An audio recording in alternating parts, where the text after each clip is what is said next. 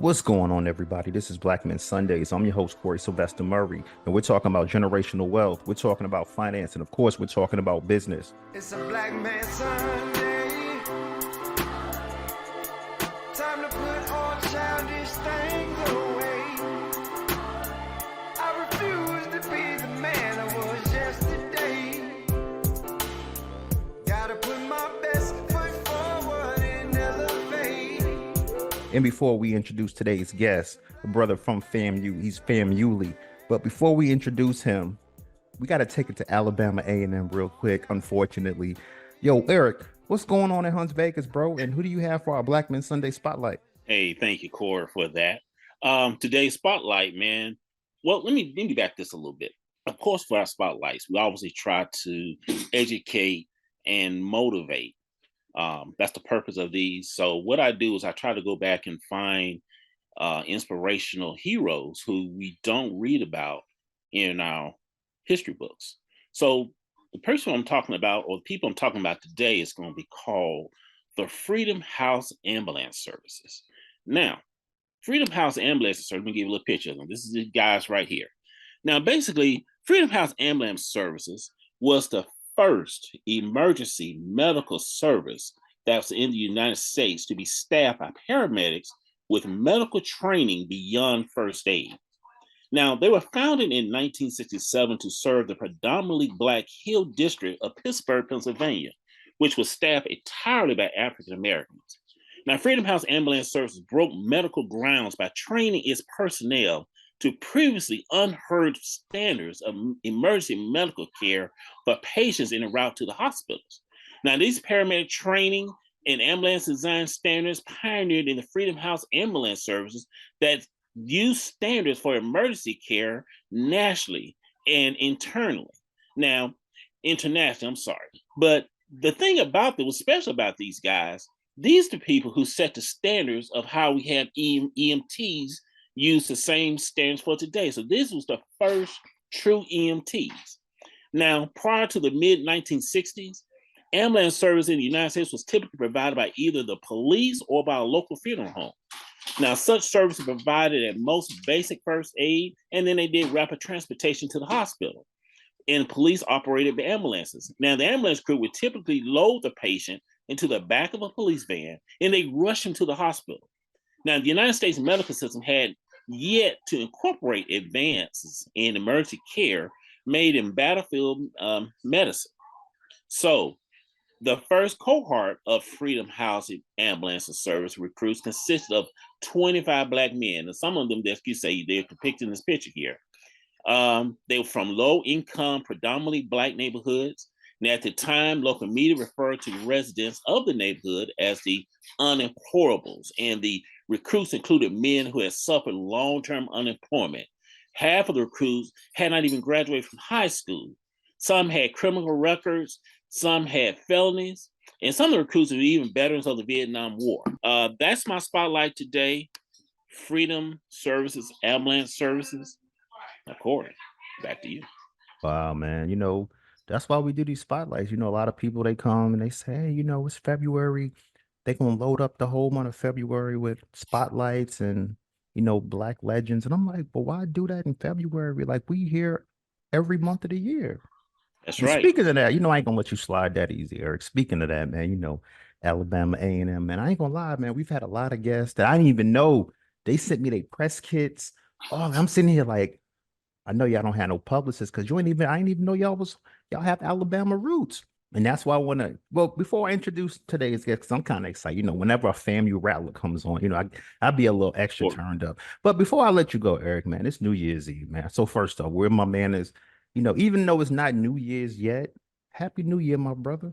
Happy New Year to you too, brother. So let me ask you, man, before we jump in, like, what do you have on your list of like resolutions coming up? 24, man. It's great. 24. Wow. It Go is. ahead. Well, my thing is this: it's always a blessing to see another year. And my resolution is just try to be more giving, to help somebody that's in need when I can, and always be able to, my constant prayer is to never look down on someone unless I'm bringing them up. So that's my resolution, just be better at that and just helping people and keeping them motivated and uplifted. Yeah, definitely. Now, I feel you on that because I feel like as black men, outside of Black Men Sundays, and outside of calling my brothers that I went to FAMU went to Bethel High School in Virginia with, family members in New York, outside of that, like this is my weekly fellowship. So, Eric, man, we're gonna go ahead, but Alabama A&M, much love, many blessings, and I hope y'all have a better season next year because you see what we did this year. Because we them boys. Let's go. Yeah, you did win the national the celebrity bowl. So yes, I will give you your props to that and win the SWAT championships and all that. But hey, we'll see what happens next year. No, I'm just saying, it sounds good. You've been kind of Oh yeah, it killing me sounds all good. year. I remember when FAMU flew in Alabama A&M, you had stuff on the grill, Oh and yeah. y'all thought y'all was gonna win. What'd you say? You was gonna choke rattlers and rattler soup and all. So I'm just saying that we done came and choked Alabama A&M. Yeah. We done choked the Bison. Matter of fact, I think we done choked the whole black football world. Matter of fact, I mean, I The know we SWAT. did that. I'm just saying, I know we SWAT. did that when you have people got a LeBron James FAMU jersey. And I'm like, I didn't even know LeBron went to FAM.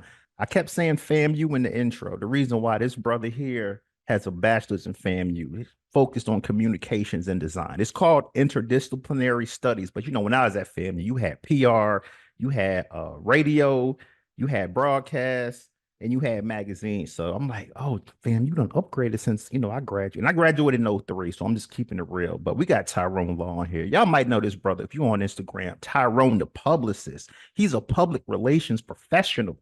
I ain't gonna lie. When I was at FAMU, a lot of people was in PR. But I didn't realize PR meant publicist. I was like, oh, we don't have celebrity publicists on the show. Let's get back to my brother Tyrone, man. This brother works for Zillow. He's the senior public relations specialist, brand communications team, brother. Went from special to senior in like under 2 years. When I'm looking at this brother's work, Wyndham Destinations, brand publicity specialist, recipient of Communicator to Watch Award, PRSA Orlando. This brother's from Winter Park, Florida. But we talk about Winter Park, Park Ave. Y'all see that bread, but we're talking about Hannibal Square. Like he's from the city. So imagine you got a brother, Hannibal Square, Winter Park, Florida, goes to FAMU. First off, I'm ready to get my first question off. Tyrone Law, aka Tyrone the publicist, specialist, brother, FAMU alumni. Welcome to Black Men Sundays, my man. How you doing? I'm doing well, man. Thank you so much for having me, bro. I'm excited. I'm excited. I'm a fan of the show. I'm a fan of the mission. So yeah, man. And I'm so happy that I get to talk to a fellow Rattler today on a Sunday, a couple of weeks after the Celebration Bowl win. So let's go. I was doing some research on you outside of your press kit. First off, I know you were a publicist. You sent me your press kit. All I say is give me a bio and a headshot. This man sends me a bio, a headshot, his resume, got links to speeches he's been on and all that. So my first question for you though, my first humble question for you is, bro, you about to be the GM, the general manager of a Steak and Shake. You about to start work. Seminole State gives you a publicist job. $12 an hour, and you said yes. What's going on, my brother? What are we doing? Say yes, man. I had to say yes because let me start from the beginning. I graduated from FAMU. I'm 6, 7 months after graduation. We know that critical, pivotal time where that last month in school, you hearing all your friends, these are people that you matriculated through the program with in J school. People are starting to get offers, and the people they're starting to solidify what they're going to do. And me, I had put in like 30, 40 applications even before graduation. You know what I mean?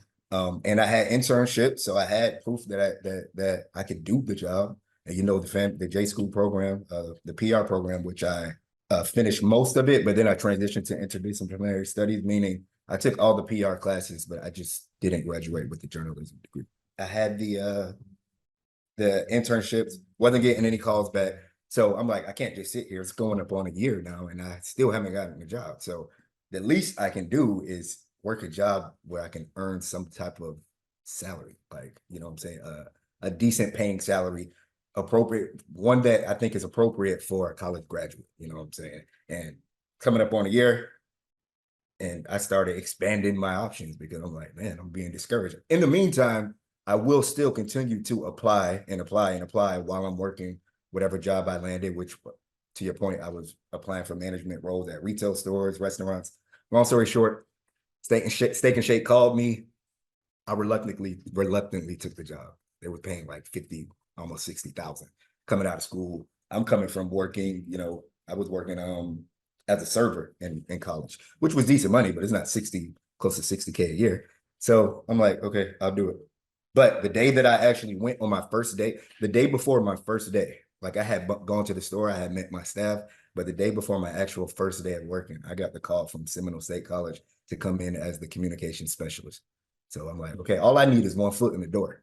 You can tell me no a million times, but I knew I was being I was thinking 3 years ahead. Like, I'll take the $12 an hour. I was paying $12 an hour. I'll take the pay cut. I'll continue serving on the side just to supplement that income, because I know once I get in the door, it's a wrap from there. So that's what I did. How has FAMU prepared you to be this professional publicist specialist, man? I want to say that the FAMU journalism, graphic communications school is world class, honestly. It produces so many professionals out there in the game at the major networks, working for the biggest brands. So I just want to start by saying that's one of the reasons why I came to FAM. I knew that I wanted to be a publicist since high school. I wasn't one of those kids that went to school and didn't know what I wanted to do. I had a mentor. My parents made sure that we were thinking about these things at an early age. So I knew I wanted to be a publicist, and I started looking at schools. I wanted to stay in Florida. So, and I was a fan of the news as a kid too. So I noticed certain people were FAMU grads, like the Pam Olivers of the world. She did sports, but there was a bunch of people that I would notice, like I'm a fan of, and then come to find out, damn, they went to FAM. So I'm like, I'm sold. I'm going to FAM. So that was the reason why I went to FAMU and joined the J School program. But the program definitely helps you, literally gets you set up to get a job after school. Like the whole program is about learning the fundamentals of the field, which is, learning how to write. That's on both sides, on the news side, broadcast, print, and on the PR side, you have to know how to write. So they make sure that groundwork is set and that's embedded in our head. But also just making sure that there's professors there who kind of, they care in a different way. You know what I mean? Like there's a difference, but because I took some classes at Florida State too, but there's a difference between I think a PWI and HBCU. There's a level of disappointment that the professors have when you get to your upper course classes, that it feels kind of bad, like a mom. Not only am I like not doing well in the class for myself, but now the leader of the class is kind of disappointed. So that puts like a level of I don't know, like a special fire under you that you just want to make them proud. And like I said, bro, they just made sure, like with capstone and everything, like you had to be job ready, be interview ready, making sure that you know how to write, encourage you to go out there and get articles published that you can use in an interview, and the things that they encourage you to do, things to add things to your resume to be marketable in the job market, in the marketplace. Definitely, man. Great information. Cause I felt like, I was on the broadcast side of it. I didn't really, I had friends doing the PR, but I was more on the broadcast side, the TV and all. I thought I was fly too. So let's keep it real. I thought I was fly. I want to be on TV. I want to do TV. Then I became a photographer. I'm like, wow. It takes me I'm almost 40 some years old, and now I'm doing on air stuff. But that leads to my next question, man. Like when we talk about professionalism, right?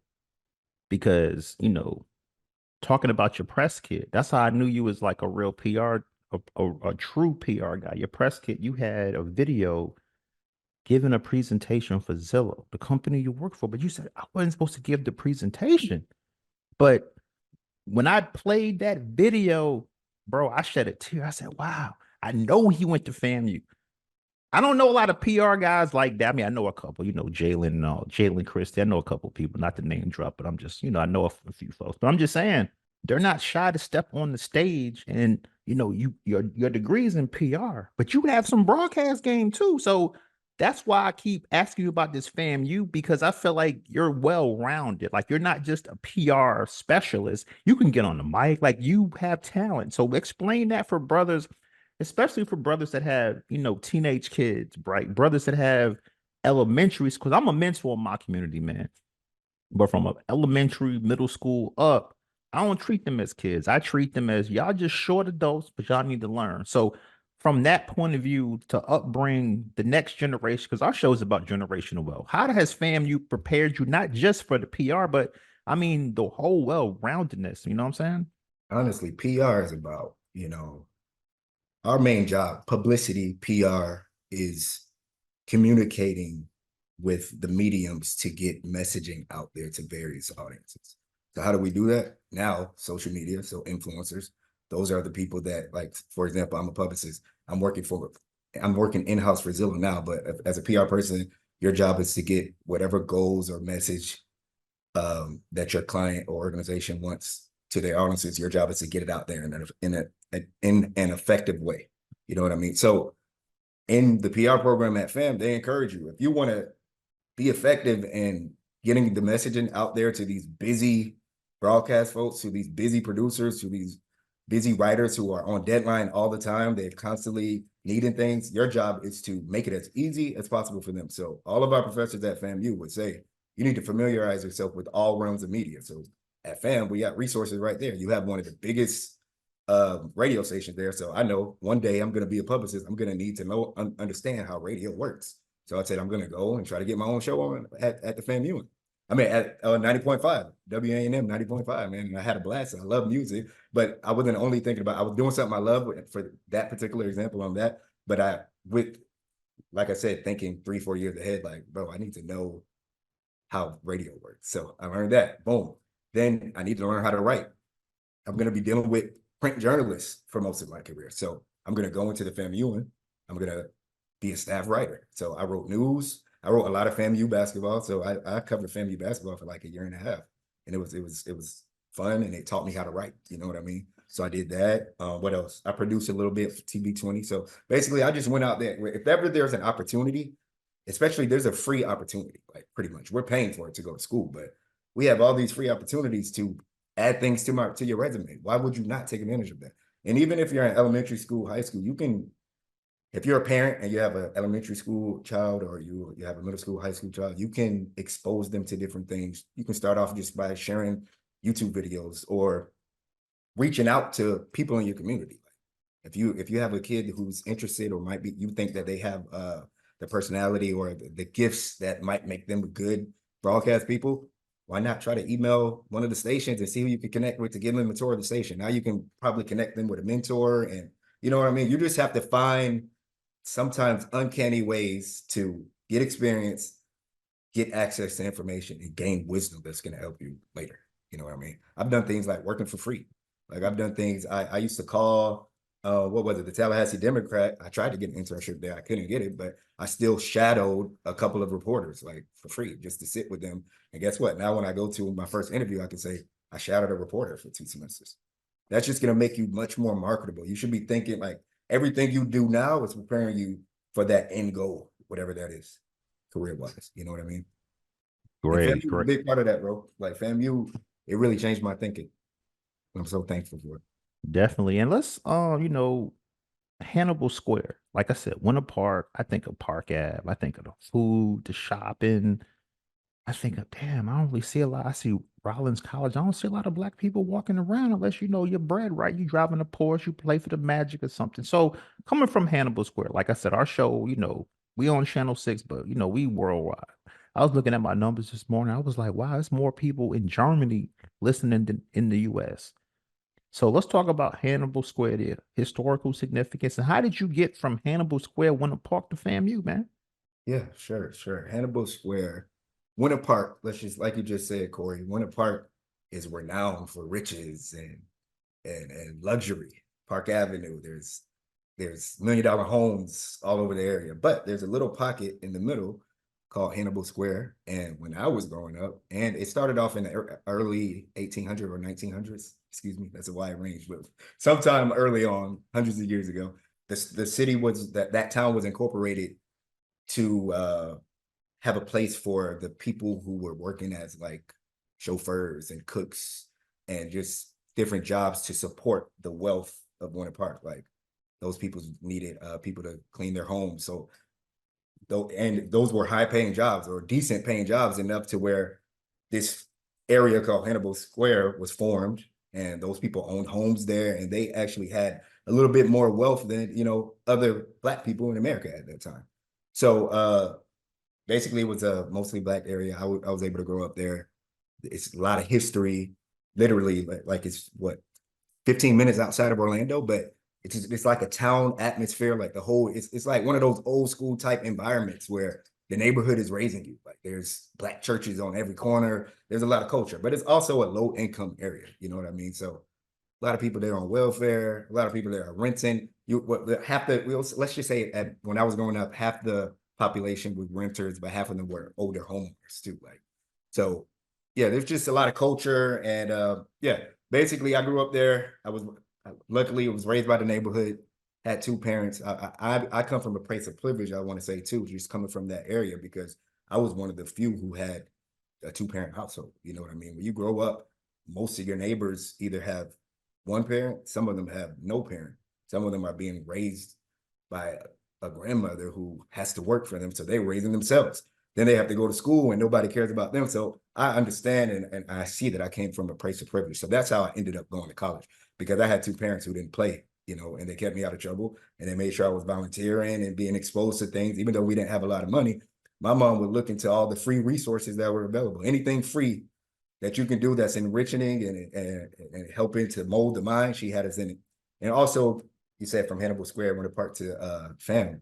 I'm here in Central Florida. I grew up with the Classic, like, so FAM just had a swag to it. Like my whole life, even people who didn't go to FAM, even people who may not even know what a HBC is, they know Classic Weekend. Like I would hear people say that I wouldn't even expect to even know what it is, Classic Weekend. So I just had a love for family since then too, man, because that Classic Weekend, that sauce. So that mixed with, like what I said earlier, I started to see like people that I admire in the marketplace were FAMU grads, mixed in with the sauce of the Classic and all the swag and the excellence. So that's what brought me there, man.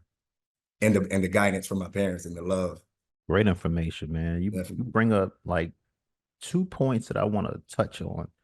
You said wealth. You a senior public relations specialist, brand communications team, Zillow.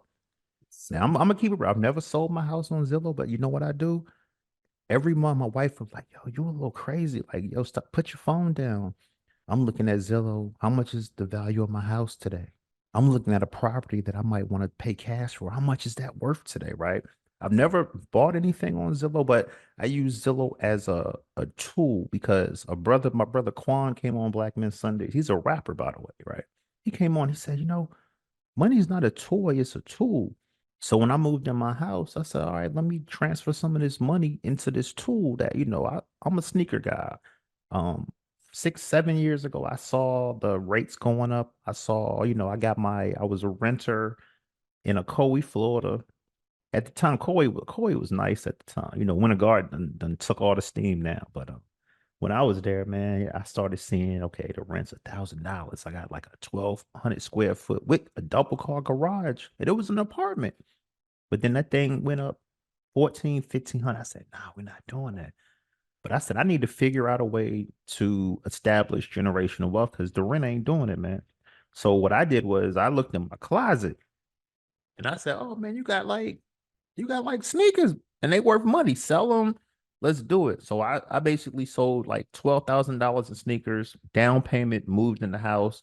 But I'm seeing now, a lot of brothers coming to me and they like, yo, the rates is high, the prices are, at least back in the 90s and the early 2000s, the rates may have been high, but the housing prices were low. Now everything is sky high. So a lot of brothers are coming to me. They're saying, listen, I want to build generational wealth. I just don't feel that buying a house is going to give me generational wealth. I feel like the house is going to give me generational debt. We're coming from generational poverty. We know how that moves. I don't want to buy a house, only have enough money for that. But I understand, we've had a lot of guests on Black Men Sundays, and they say to achieve generational wealth, and I don't have millionaires come on. Y'all could check all the shows, millionaires, and they all said the number one way to achieve generational wealth is through home ownership. What are your thoughts on that, my brother? I completely agree. There's all the data's out there. Most Americans build wealth through home ownership. And Zillow actually did research about the housing, the racial wealth gap. So where there's a $3 trillion racial wealth gap. Zillow crunched some numbers. They have a team of researchers whose job is to solely look into different trends and see what's making people successful to enter homeownership and what hurdles are out there. But basically, they crunched the numbers and they saw that like nearly half of the reason for that $3 trillion wealth gap is you can attribute it to inequalities in the housing market. So basically, let me phrase it a different way. If, according to this research, if it's saying it did a thought experiment, if home ownership rates between white people and black people were equal, or home ownership rate or home values between black people and white people were equal, that will shrink the wealth gap by billions of dollars. So that right there just shows you how important housing is to building generational wealth. So I totally agree. Right now, I will say we're in unprecedented times economically right now. You know what I mean? So we are in an affordability crisis, but what people don't understand, or what I think people should reconsider, is that everybody's situation is unique. All the headlines are out there saying, oh, it's a terrible time to buy, but really the right time to buy is when it's right for you and your personal situation. And there's all type of resources out there. So before you should make a decision about anything, including whether it's the right time to buy a house or anything, and I'm not a housing expert, this is just what I would do. You just do your research, but personalize it to you. Like, you know what I'm saying? Go out there, crunch the numbers. There's affordability calculators out there. You can talk to an agent, you can talk to a loan officer, and gather all the information you can to figure out how you can, if it's feasible for you. And there might be resources like down payment assistance and things that you haven't even thought about that could get you there. You could qualify to buy a home right now, but you're listening to all the noise out there, that's not going to help you. You got to do your research. So that's what I think about it. But yeah, home ownership is proven. It's one of the main ways to build wealth in America.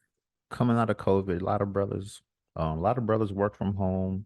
A lot of brothers gain new skills working from home. But I feel like the community as a whole learned I need to research the company I work for before I just fill out the application. You paying me this? Because when COVID came, a lot of people, hey, we going under, it's not go. I mean, I work in the news business and I saw stations go under, but thankfully the company I work for was a good company. So I feel like people got smarter during COVID. They did more research on. I don't want to just fill out an application, but if you guys hit an issue, it's my job going under. So, I mean, senior public relations. Senior public relations specialist, brand communications team at Zillow. What about Zillow made you say that's the company for me? I appreciate that love, man. When you say the title, man, it just make you feel good, man. From where I came from, I knew I would be here, but man, it's been a long road and it's still much more road to go. But I will say, I'm glad you asked that question because I came from a place entering the marketplace, entering the workforce with the attitude of I'll take whatever I can get. You know what I mean? Like as if I'm lucky to be able to add value to a job, to a company. Now, after nearly 10 years in the game, now I see what type of value I add. So I'm a little bit more selective in the brands that I work for, the brands that I represent. So Zillow, man, not only two reasons. Everybody likes working for things that are larger than life. You know what I'm saying? Zillow is one of the biggest brands in the world. It's a $1 billion brand, one of the most beloved brands in the country. People love Zillow. I mean, there's some Zillow haters out there, but most people love Zillow. That's one of the reasons I like working on things with big impact. They get millions and millions of people visiting the app and the site monthly. So that impact is there. But also the mission of the company, if I want to just simplify it or just put a nice bow on it, the mission of the company is to help as many people as possible get a home.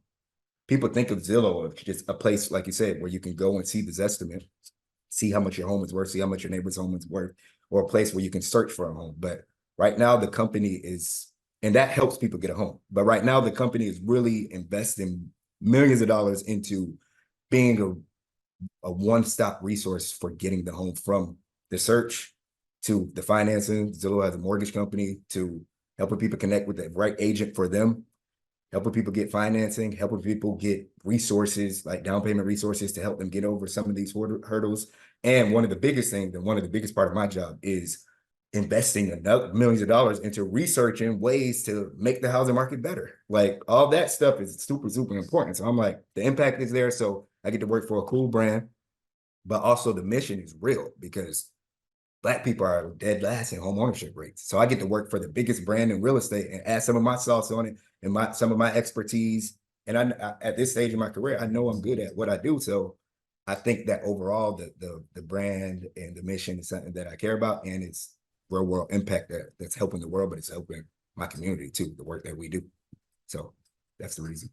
I work for the news. I meet a lot of brothers all the time. I meet a lot of sisters too, man. And a lot of brothers say, man, when I put my house for sale, me and the wife, me and the wife Black, we got 2 kids, we got pictures all over the house.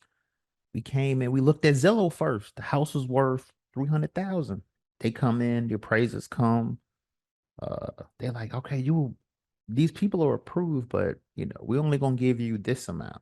And I remember I was telling my reporter, because a lot of times, like in the news business, like on the broadcast side, like it's a reporter, it's a photographer, but y'all in the car a lot. So we have conversations. And I was telling my reporter, I was like, man, I met this dude. And he told me, like, it's a Black family, by the way. And it touched me because I saw the video that you sent me in that press kit. That's why I keep going back. See how I be setting the table up. But that press kit, I was like, oh, I know a brother did the same thing. The whole family was Black. You know what they did? They took all their stuff out. I mean, they left their stuff in, but they like all the pictures down. They put the neighbors' pictures up, like in the whole house, and it appraised differently. So like it's December 31st, bro. It's New Year's Eve. Like, we trying to get ahead. I'm trying to win. We trying to decrease the wealth gap, because I had a brother come on and said by 2053, Black wealth won't be because of the high prices. We're gonna be priced out. So, and my bad. They call me the Corie Iverson of questions. So you hear the layers coming. And that's that FAMU education broadcast. Ken Jones, all that. Dr. Jeter, just to name a couple. But my question for you is, right, how can we decrease the wealth gap? Because I was a kid in the 80s. Redlining was real. You moved in an area that was called a project. That didn't really work out too well.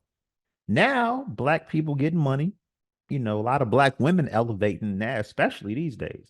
But okay, I can't get approved for a loan.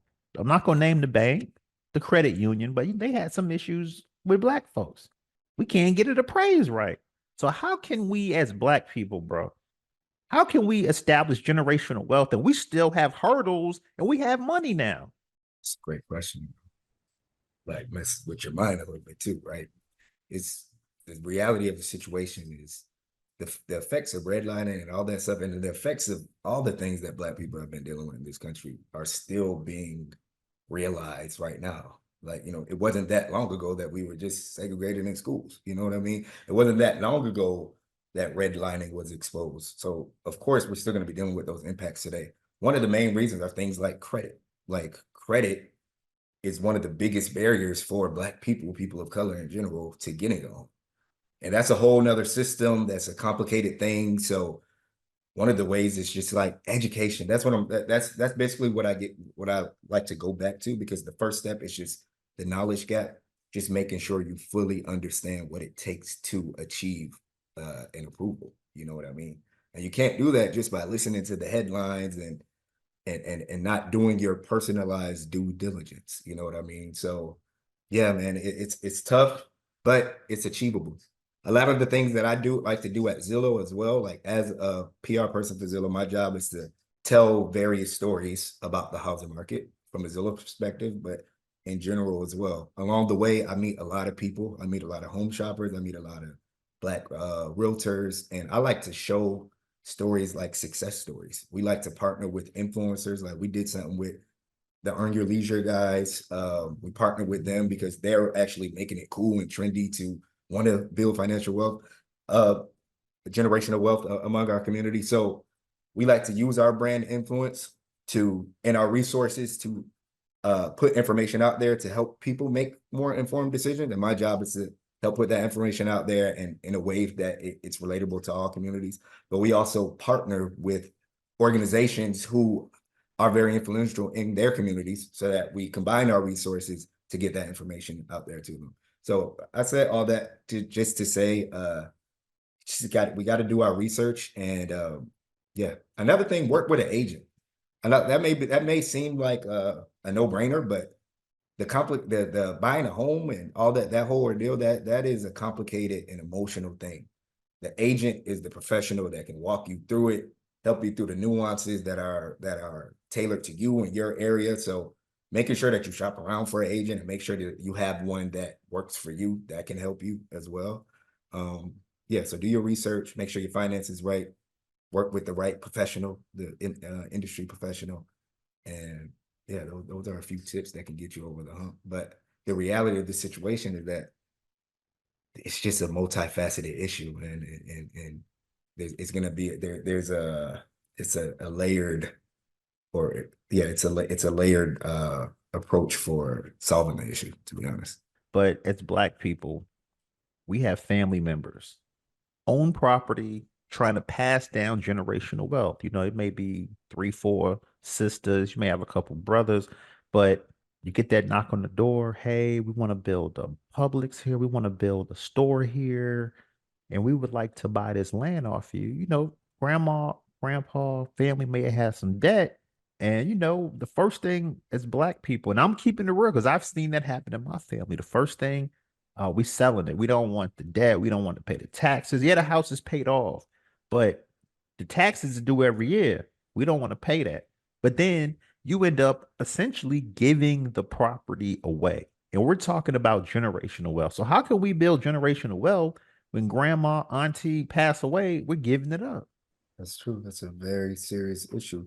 Like I said, I grew up in Hannibal Square, Winter Park, and I saw it happen, and you can still see the remnants of it today. You can see a 12-bedroom home, and right next door there's a 2-bedroom bungalow, and you can just see the neighborhood changing, because I think it really comes down to education. And this is me speaking like my beliefs and what I believe based on my experiences. Education is a big thing, man. Like I think there's not enough, and I don't fully understand this, but I don't think there's enough conversation around the interconnectivity between property values and public education. I'm a very, very big believer in public education needs to be reformed. And I'm not a politician. And like I said, I'm not speaking on behalf of anybody but me. I'm just saying that I was in my neighborhood in Winter Park, the zoning was a little weird. So in that square, the Hannibal Square, maybe 4 or 5 houses down, my neighbor might go to a different elementary school. You know what I'm saying? The zoning was like that. I don't know. I think that the schools had to be having been funded differently, because the quality of the education just seemed different to me.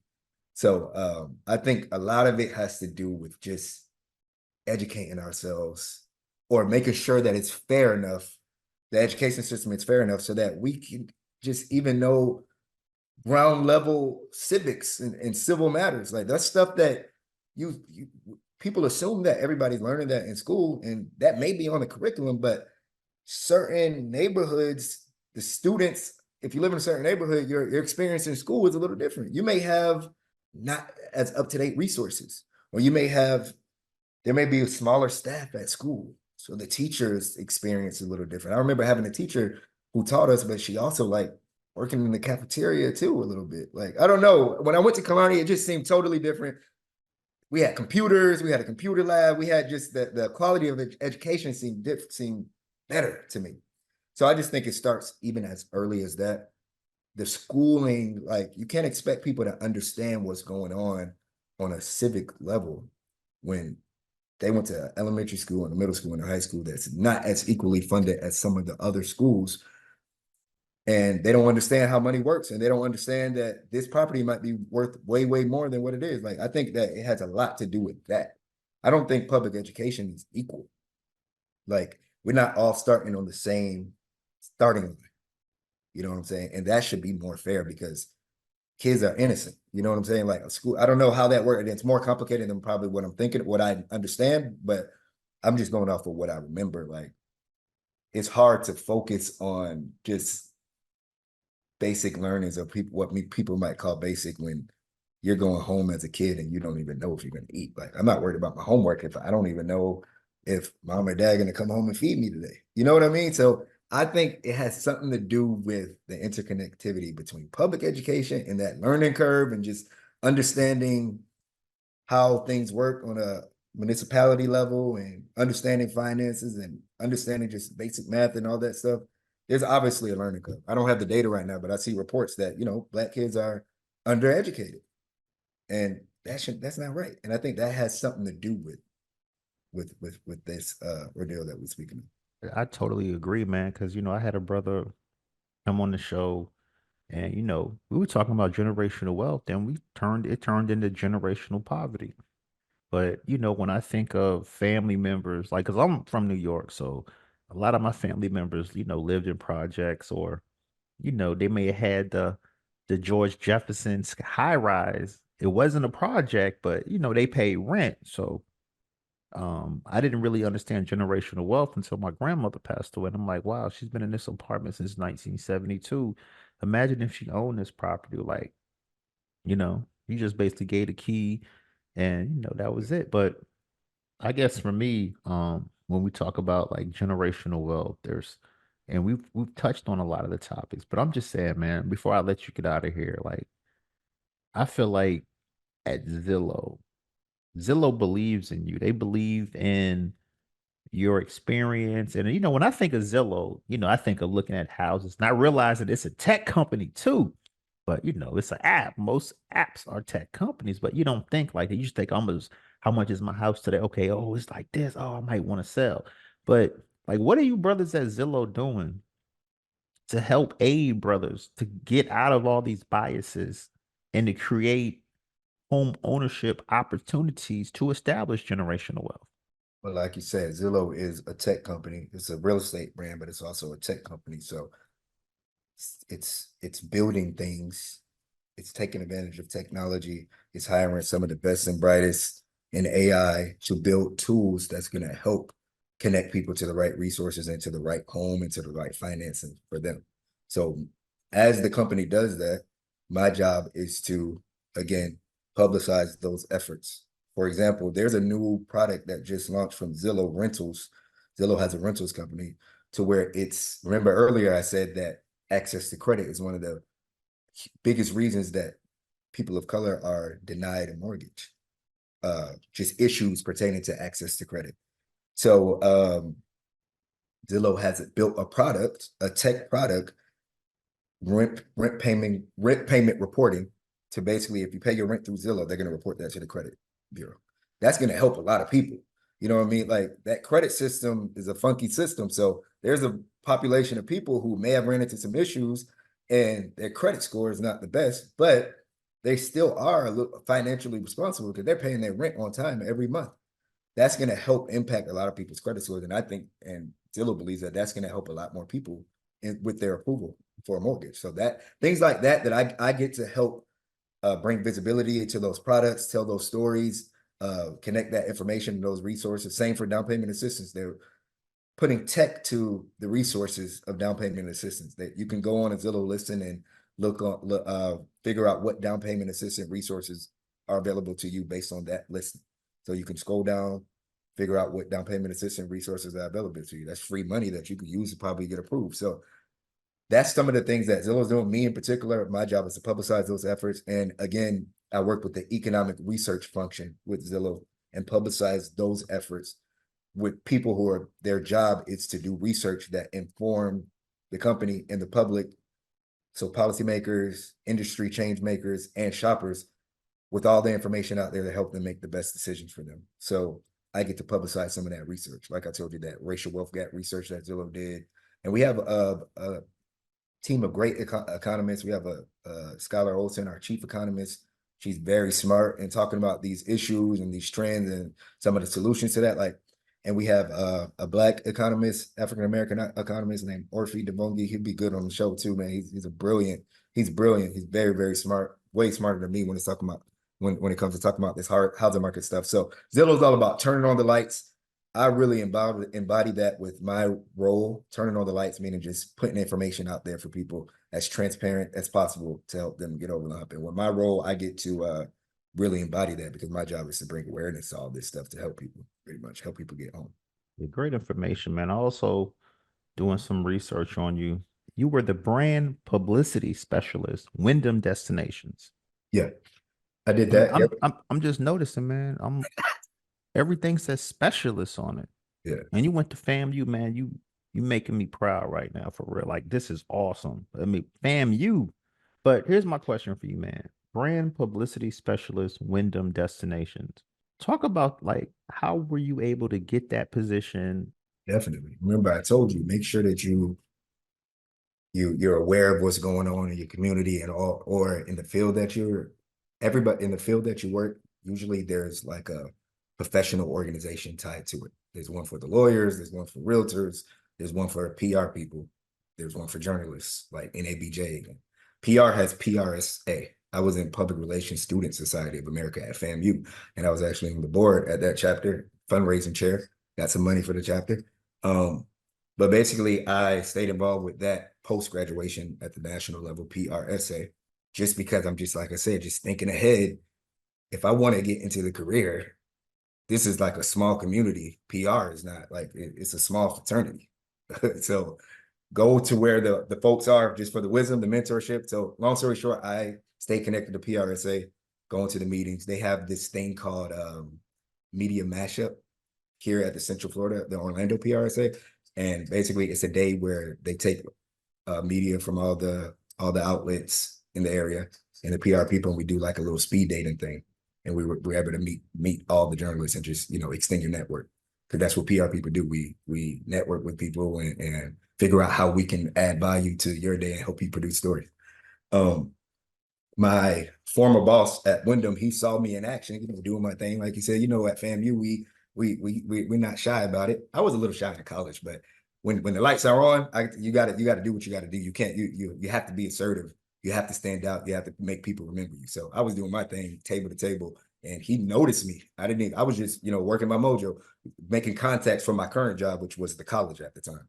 He saw me, and then he just approached me. My former boss, he was one of the directors, and he's like, "Man, I saw you. You look highly engaged, and I want to call you in for an interview. I'm looking for a specialist." Yeah, we had a meeting. I met him for coffee. We had a meeting. His name's Steve Goldsmith. He's a great guy. He's still one of my mentors today and a friend. But yeah, he said, you should apply. I honestly wasn't qualified for the job, to be honest. Like only because at that stage, I don't know, it seemed like, obviously I was, because I got the job. And I do believe when you're ready to transition and evolve into a next position, when you're in-house somewhere or at a company, there's going to be a learning curve. It's like a stretch goal. So you're qualified for some of it, but some of it you're going to have to learn on the job. So maybe I shouldn't say that. But yeah, he gave me a chance, got an interview. I basically used all my clips and stuff from FAMU, and then all of the experience that I gained on the previous job, sold myself, and they liked me. And then I started off as a specialist there. And yeah, I started adding a ton of value, fresh perspective. I go in things different. I stay quiet in the beginning and observe, which is advice that I give everybody. I know we're all confident, and like you said, especially as FAMU grads, we come into it with a little swagger and a confidence, but you also just need to sometimes just take a chill pill and just observe and take in all the information. So I did that for a month, and then I just started just unapologetically being curious. I started asking a ton of questions to everybody, like everybody on my team. I'd rather you say I'm annoying for asking you a ton of questions to figure out how I can best add value than me just sit quiet and not know and just not contribute. So within like the first year, I was asking questions, and then asking to do things like creating work for myself. Like what's missing? Like, for example, there was like an intranet. Intranet is like the internal, let's just call it an internal Facebook just for employees. So I'm like, there's a lot of good things happening internally that the company is doing just on the ground level, because Wyndham owns like hundreds of resorts all over the world. So in this intranet, all the people at the resort, say a resort in California somewhere, they just did like a food drive and they donated pounds and pounds of food. So I'm like, this stuff needs to get out there. So I just started an initiative to look through that intranet and just mine for stories and pitch those locally in there. And that just added a lot of visibility and for the resort in the area, but just also the larger good and what Zillow was doing to try to help the social impact work that they were doing. So just create opportunities for yourself, ask questions. Also, I don't be afraid to, shake it up a little bit. The hospitality industry, that company was around for years. I want to say like 70 years. So a lot of the time, some of these organizations are just used to doing things. There was a lot of fresh thinking at Wyndham, but I wasn't afraid to, give a fresh perspective or come up with just offer up a crazy idea. For example, one of my jobs at Wyndham was to basically, like I said, they had a number of hospitality brands, and one of them was a brand called Worldmark by Wyndham, and it was basically that brand was synonymous with like family and doing things together. And they basically, one of the brand elements, the visual elements of that brand was s'mores, because that's all about coming together and doing things together as a family. So the publicity team, which was the team I was on, our job is to basically raise awareness for the focal point brands that they wanted us to raise awareness around. I saw that there was a s'mores thing. I'm like, maybe we should do something for National S'mores Day. Like seems like it's a funny social media calendar day, but I'm like, not many people are doing something. It's an opportunity here. We have resources. And one thing about Wyndham is that was the first time I worked for a publicly traded company with a big budget. So we had money to, test different ideas and do crazy stuff. So basically, I'm like, let's do National S'mores Day. They thought it was a wild idea. We had a brainstorm around it. And then we elevated it. Once I realized how much money we had to, bring awareness to this brand, I'm like, let's add a celebrity angle to it. You know what I mean? So s'mores, you remember the movie The Sandlot, they had the s'mores scene, You're Killing Me Small. So I'm like, the guy that played that, I don't know, he might not cost that much. So I'm like, maybe we add him as like a celebrity spokesperson for this campaign and do a big thing where we give out s'mores. And long story short, we did it. It went viral. And that wasn't in my job description to do all that, but I just wanted to. I wanted to make sure that I added value. I love what I do. So the way I think about it too is like, damn, I have a budget right now where I can test different ideas and theories with this corporation's money. Like, you know what I mean? So I think of it just as a testing ground. I love what I do. I want to be successful. I want to add value. So I did just that, really. And was this like 2019? Yeah, this is 2019. I Yeah. got laid off during the pandemic from this because hospitality went downhill. But it led to me going to Zillow. But they like right before, and I just say this for inspiration for anybody out there who going through layoffs. I know right now the economic times it's just hard right now for a lot of people. I was laid off, but I added so much value, and the team loved me so much that they, gave me recommendation letters for my next job and such. As soon as I was let go, I immediately just started putting in applications. It's hard. It has to set in, especially if you have a family, the uncertainty, but you just have to have a will, and you have to be your biggest motivation. You have to really just look within to be strong. If you like, just to get over the hump and just don't give up and just keep hitting the pavement. I probably put in like 20 applications the next day. If like the next couple of days after I was laid off, like I'm just all about production, like and that's what I preach. Like just keep hitting the pavement. Everything's numbers. Everything's numbers. You keep doing it. You may get a 50 no's, but all it takes is one yes, and you're back in the game. We're going into the new year. A lot of brothers lost their jobs. What inspiration would you have for the brothers that feel discouraged now? Like I said, man, it's hard out there. So I definitely understand. I've been through so many ups and downs in my life, man. But you just have to you have to lock in. You have to lock in. And when you set a goal for yourself, whatever that is, of course, we should have several goals in life. But career-wise, what is your top goal? And that can be something, of course, you'll have sub goals in between there to the top one to get there, but get laser focused on that top goal and come up with contingency plans. You know what I mean? In between, because you're gonna run into hurdles. So you can love your job can love you. But like I said, at Wyndham, unfortunately, I was laid off because of the COVID-19 situation. Hospitality wasn't making any money. So naturally, the business have to do what's best for them. But I always, throughout that time at Wyndham, I was making sure my resume was straight. Like every time I did something, I added it to my portfolio. So just make sure that you're keeping track of everything that you're doing.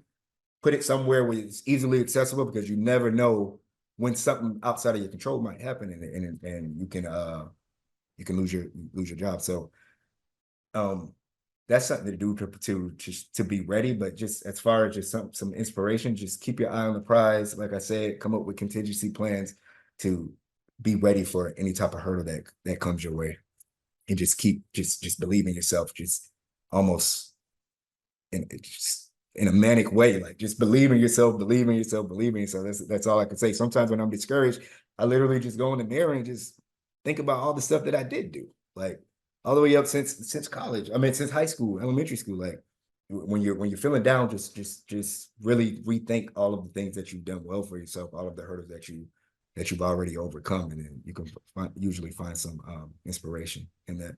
I got like 3 more questions. First off, you enjoying yourself on Black Men Sundays? Yes, sir. Yes, sir. Yes, sir. Yeah, man. Wow, great information, man. I kind of want to get some specialty tips from you. You know, I don't get brothers. I get celebrity publicists. I get publicists, but you know, you right here. So here's my question for you, man. For brothers out here that are entrepreneurs, but they don't really know about product placement, media placement, like what tips would you give for an entrepreneur spending money on a business, but they don't really know how to brand their business? Good question. Good question. I said this before. I don't want to sound like a broken record, but everything starts in research. We learned that in J school too. Everything has to be in research. And when you're talking about starting your business, whether you just started or you're about to start, you should have started with, I mean, an obsessive amount of research. That's from YouTube, the University of YouTube. I love everything you need to know. Everything I need to know, I start on YouTube because there's like 5 or 6 people who already putting information out there in a digestible way for me to, you know what I'm saying, start off my research. Read books, look at the competitors in the space. So the number one thing is start off with research.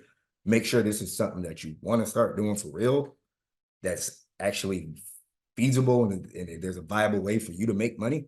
The next thing I would say is to just come up with write out a plan. You can't just say, oh, I'm going to start my business and I'm in the trucking business. I'm going to do a documentary. Like, how are you going to do that? Like, make a plan, include what you want to do, include a viable roadmap to get there. Contingency plans just in case there's hurdles along the way, which inevitably there usually are. Figure out how you're going to make money, write that down. Like everything needs to be planned out. Who you're going to sell to, how are you going to scale it if you want to scale it, or maintain or sustain it if you're going to sustain it. All that needs to be thought out, research, written down. So start off with research, write out the plan. Included in that plan needs to be the why. Now this is big for Brandon. The why piece around it, like what's included in that why, you need to build a narrative around that, because the narrative is what resonates with people, and then that's how people remember your brand. Like when you think about the earliest points in humanity, people used to tell stories to each other sitting around a campfire, and that's how information, some of those stories are probably still being told today in some variation or another. So coming up with that why, that narrative, and making it well defined, you got to do that, so that everything you do after that, you can't do anything branding wise before coming up with that story. And it needs to be, just think of like an elevator pitch. What is the mission? Why am I doing this? And what need are we meeting for the customer in some sort of way? That needs to be there around that story. Why are you doing it? Then after that, once that story is well defined, everything you do after that needs to map back to that. So then you can start thinking about like a content plan. Right now, one of the top ways to get your message out there and help your brand reach a multitude of people and resonate with people is social media. The algorithms reward people who put stuff out all the time, multiple times a day, every day. And some people can wing it, but some people, a lot of us are building businesses on the side from another job, or we're parents, and we have, time is an issue. Time is finite. You know what I mean? So you have to come up with that plan of content so that you're staying in front of your customer. Plan it out. I recommend planning out every day for a month. What am I going to put out? Make it something realistic. Like you can't say I'm going to put out a minute video every day if you don't have time to produce a video. Make sure that it's high quality and good, and it maps back to your narrative, your brand story. You know what I mean? So come up with that content plan. That's important. Map it out a month in advance. You can even do it quarterly, like 3 months. Every day, what am I going to post? Start building out that content. You can either build it out yourself if you have time, videos, posts, audio graphics, or you can go on sites like Fiverr and find a consultant or a contractor and pay them. Like, so figure that out though. You have to plan that because you can't just post one day, disappear, and then come back. You can, but man, it's going to be hard for you to get your brand out there. So I'll say that. And then another one, after you build the content plan, in my opinion, then you get to building your visual assets, your logos, your website, and mapping it back to that brand story. Like, you can't just, like, building a brand is not just putting a logo together and just slopping it together and just making up something that you like. It should all be cohesive, map back to the story. I mean, even with the colors, like, make it make sense. You know what I mean? So that's another tip. And then after that, once you got your website up, you got your branding, you thought out your plan, everything's ready to go, you're scheduled, you're ready to be consistent. It's time to get out there, press the button, and you know, go live. It's time to start selling. Wow, great information, man. And, doing some research on you, I saw that, it's under 6% of black men in the PR world. And I'm like, I find that hard to believe because I'm like, these oh, I'm a celebrity publicist. I'm a publicist. Like, it's fly right now. Like, the publicist game is like really fly right now. So for brothers that, they're in college or they're about to go to college or they're in high school and they say, Mom, Dad, I want to be a publicist. Like, speaking to these brothers right now, like, what advice would you give them on the hunger level, some advice for these brothers that want to get in the game, man? My biggest advice is stay hungry and stay curious. Ask questions. Put yourself, like, create opportunities for yourself. People say it's not what you know, it's who you know, but sometimes you have to go out there and get to know people. Make yourself uncomfortable. But where I came from, like I said, I had a lot of guidance, I had a lot of mentors, I was in a lot of programs in high school, but still, we're a product of our environment. So I was a certain way before I went to FAM. Like, I didn't get out of my comfort zone. I like even for me, joining PRSSA, doing something outside of school hours, like, and taking time from work to go and do something that's not paying me. The high school me, or even the freshman me in college, I'm like, even up to sophomore, I don't think I did that till like the end of sophomore or junior year. I'm like, man, I didn't think that I would even do that. Something as simple as that. It may sound simple, but that's something that can make or break your entry point right there. Like, the people who did that, you can have straight A's in all your J school classes, and you didn't do any of the extra stuff. You didn't intern. You didn't go on the board at PRSA. You didn't join the board at NABJ. You didn't network with anybody. FAMU produces how many people out into the workplace who are all working now. Many of them who I still work with today. Some of my main contacts who helped me, get coverage. You don't do any of that extra stuff. You don't get out of your comfort zone. It's going to be hard for you to get into PR. This is, like you say, it's a sexy career. Everybody wants to do it. There was a couple shows. I forgot what show it was. One of these shows made it popular, like even more popular, like the field. So there's a lot of competition, and you got to set yourself apart. So make yourself uncomfortable. Look for opportunities, even if it's for free. That's another thing that I don't like that's going around right now on the internet. Like, I'm seeing people, the grind culture is kind of like being frowned upon. I'm starting to see that trend. Like, I see memes and stuff where people saying, I would never do this for free. No way. Sometimes you do it for free just for a few months. That can lead to a door that could have never have opened. And it would never open for the person who has no experience, but they're not willing to do something for free. You know what I mean? It may sound crazy, but that's the approach I took, because, like I said, I didn't know anybody. I had to get it how I live, for lack of a better term. You know what I mean? And I just went out there in as many spaces as possible to meet as many people as possible, and be good to people when you do that. You know what I'm saying? Be a good person. And eventually it's a snowball effect.